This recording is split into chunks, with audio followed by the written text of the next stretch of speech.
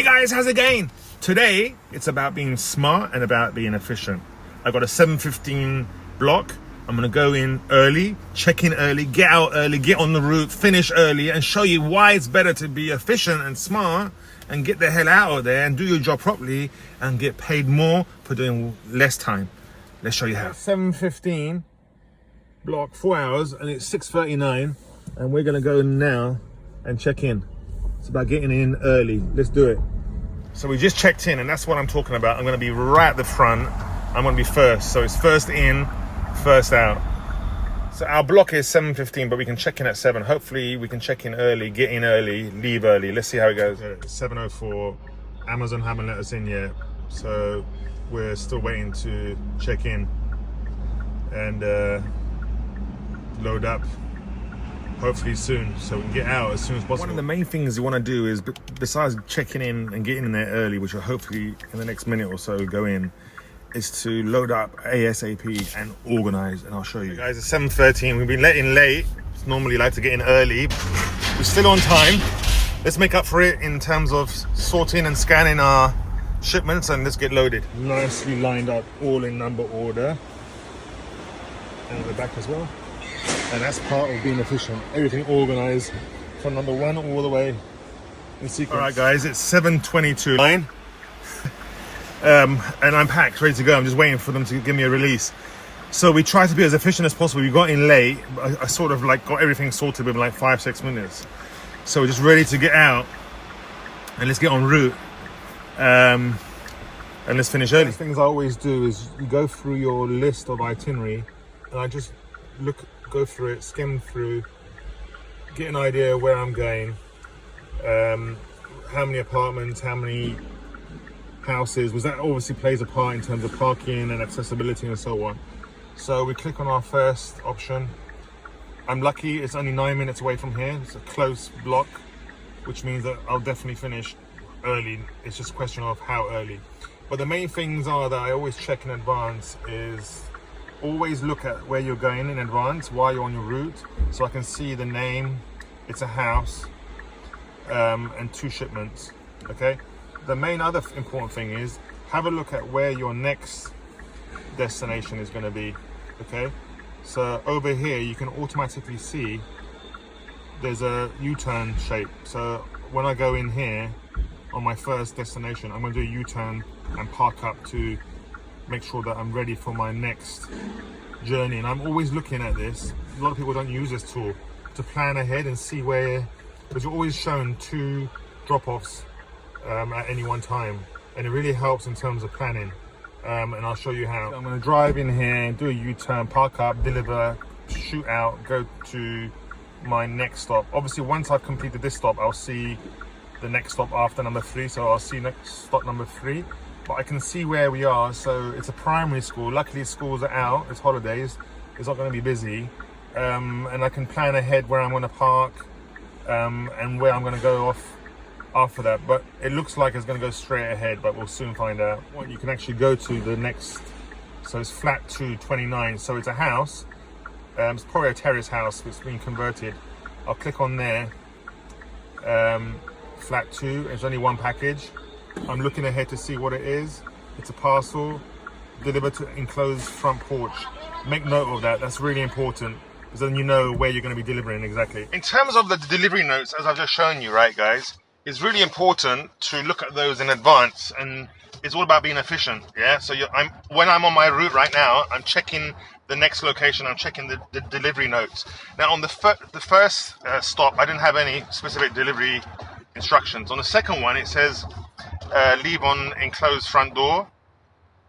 Now the thing to note is that obviously you follow the delivery instructions to the T, but this is where the problem happens, is that when you follow the delivery instructions, and let's just say the customer then later says that I didn't receive the package, you know you've delivered exactly as per the delivery instructions, right? You haven't hand delivered it directly to the customer, you left it exactly where they wanted you to leave it, right?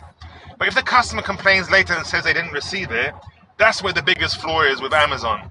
It will hit you personally, and your rankings will be impacted. You'll lose your status, and then you can appeal it, send an email, right?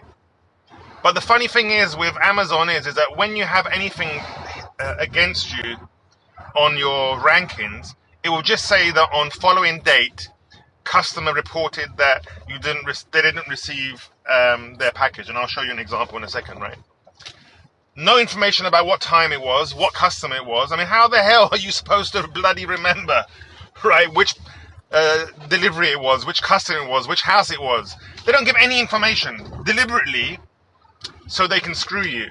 And then you have to send an email to the help desk appealing and justifying following the customer instructions. So, you know, this is the biggest problem with Amazon in relation to following delivery instructions. They tell you follow delivery instructions, and then when you do, you get fucked. I mean, literally. I mean, I faced this so many times where I'm just completely delivering as per the instructions. You're told to deliver at the front porch, you leave it there, customer phones in and says, I didn't receive it. They believe the customer.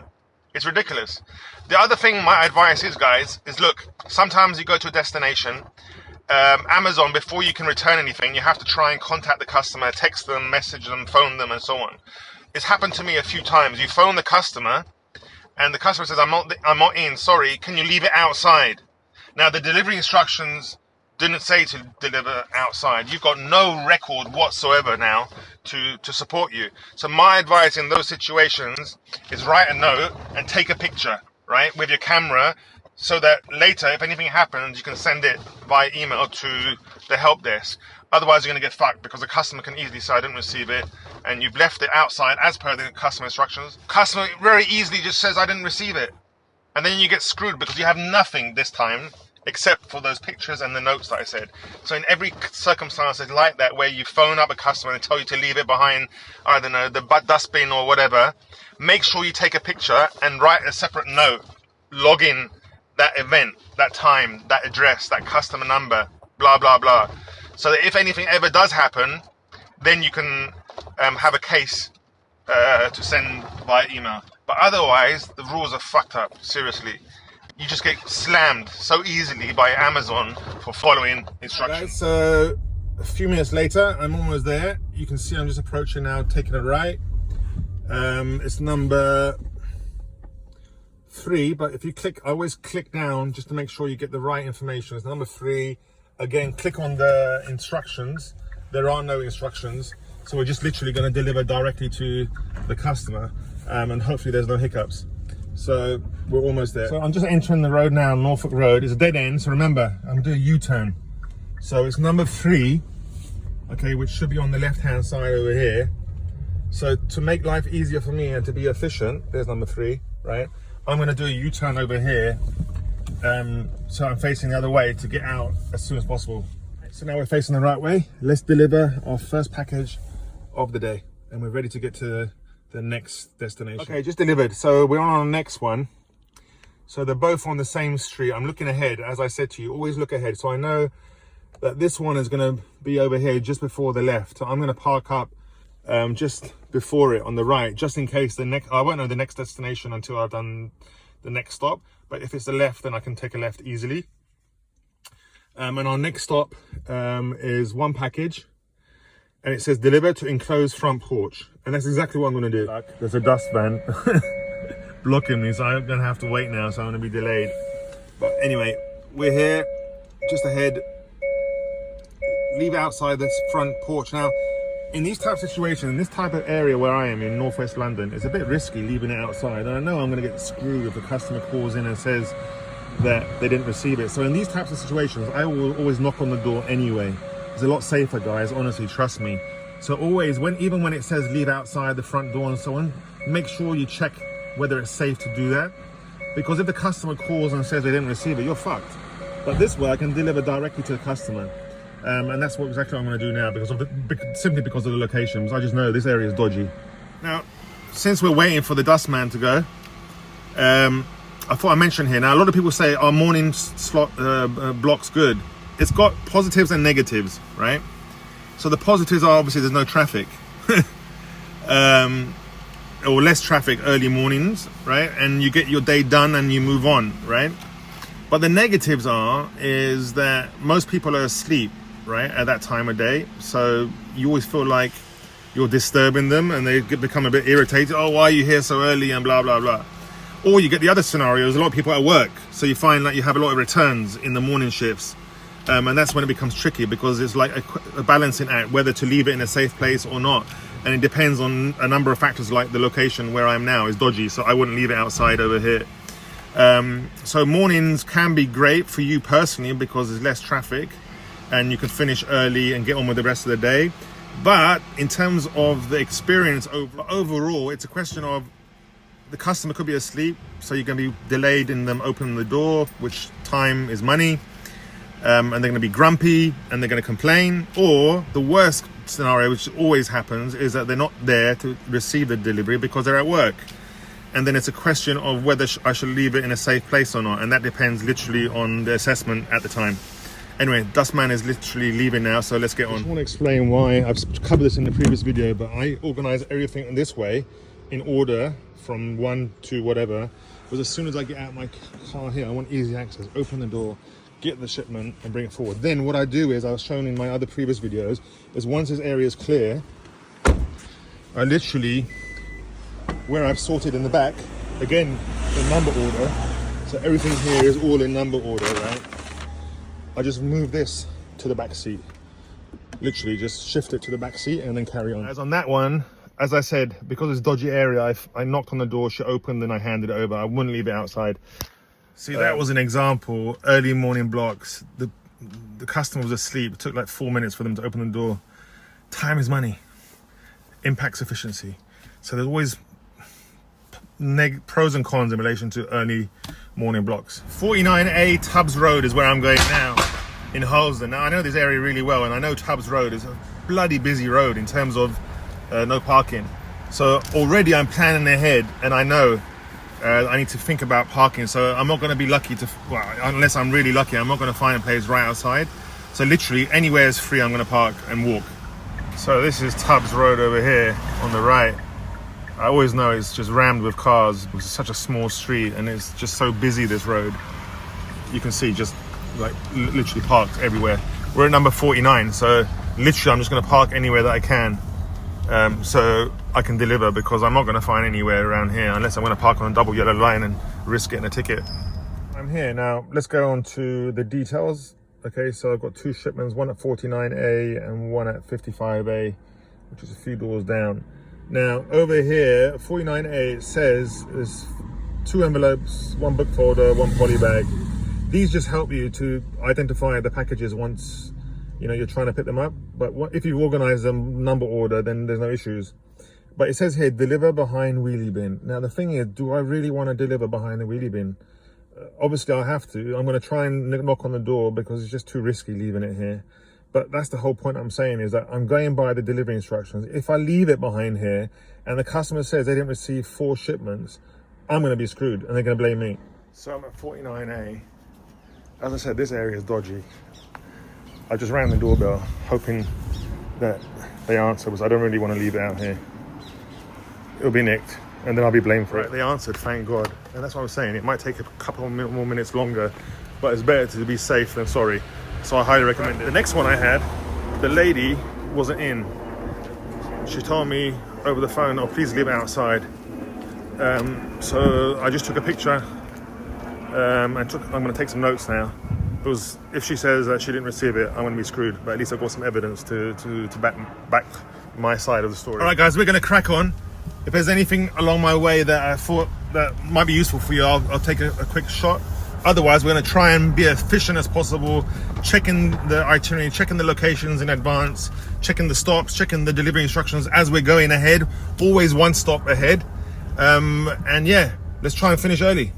Let's see how we do this. So this is my next stop. It says deliver to garden. I mean, what the fuck does that actually mean? How the hell am I supposed to get into? That's the funny thing, right? Is that over here it's all terraces. There is no fucking garden. So they're not specific. They should say, I'm assuming, front garden. But they need to be specific, and that's what worries me in these types of situations. So I'm going to obviously knock on the door, because this area is dodgy like shit. So I'm not going to leave it in the garden. And if I do and it gets nicked, then who's going to get blamed? One of the other problems with morning shifts is this issue, parking. because people are still asleep and some people haven't gone to work yet, then it's fucking difficult to find a parking spot. So you literally just have to park wherever and just walk. And that's one of the downsides to a morning. But it depends. If it's a weekend, you're fucked because everyone's at home and there's nowhere to park. But if it's during the week, it's potluck. Either if they've gone to work, then it's going to be empty. If they haven't gone to work, then you're screwed. So yeah, morning ones are a bit dodgy. It's potluck. It's Russian roulette, basically. Just finished. I got 2 returns and it's 9:08. So literally under 2 hours. All right, guys, so we just finished. Literally under 2 hours. 62 quid for 2 hours. So it's £31 an hour. Working as efficiently as possible. Obviously, we got to the station early. It wasn't in our hands. We actually got in. We checked in early. Checked on time. 15 minutes before our lot time. I checked in at 7. Our block started at 7:15. We were actually allowed in late. That led to me leaving late, only about 6-7 minutes. But because of our efficiencies, we still finished under 2 hours. That's great. Don't forget, guys, always check your itinerary and look at your stops in the app, as I've shown you, right, to see the information ahead of time. So before you get there, you can see the delivery instructions, you can see the location of the building, see whether you need to do a U-turn, see where you're going to be navigating to next. It's all about efficiency. Morning shifts can be great. Today wasn't too bad. I only had 2 returns, and the reason why I had returns is simply because they've gone to work. And you do get more returns in the morning, early morning shifts, because as I said, most people are either at work or they're asleep. And if they're at work, if you feel that the location is safe, then you can leave it wherever it's safe and make sure you obviously take a picture. If it's not safe, just return it. Just do not leave it. Doesn't matter what the customer says, just do not leave it wherever the customer says. Just take it back, because you're going to be blamed for it anyway. Also, in the circumstances where you're phoning the customer because no one's answering the door and they tell you to leave it wherever, again, just be cautious. If it's safe, leave it, but make sure you take a log of the time, the address, and take a picture. So if the customer complains later, at least you got some type of defense. My dashboard, right? So I got 2 issues on the 8th and 6th. Customers say they didn't receive their package that you delivered. No other information. You know, I'm clicking on it. There's nothing. That's what I'm saying. They don't tell you if I maybe had 2 blocks on that day. Which block is it? What time is it? What address is it? Nothing. Literally, they just slam it against you and it impacts your ratings, literally, for something which isn't your fault. And they don't provide any sufficient information for you to defend yourself. That's why I always say, in cases where you're leaving shipments elsewhere or in another location or somewhere safe or whatever, make sure you take a record of all the details and take pictures so you can defend yourself, because this is bollocks. Amazon, you need to sort yourself out and give more information. So guys, hope you enjoyed today's video. Please like, share, any comments whatsoever. My next video is going to be on Stuart. So I've been on the Stuart platform for about 4 months now. So I think it's about time I give my feedback on Stuart. And then we're going to go on to Uber and so on and so forth. But watch this space. I'll still be putting loads of content about Amazon Flex as well. Don't forget, like, subscribe, comment, even share with your friends. Take care.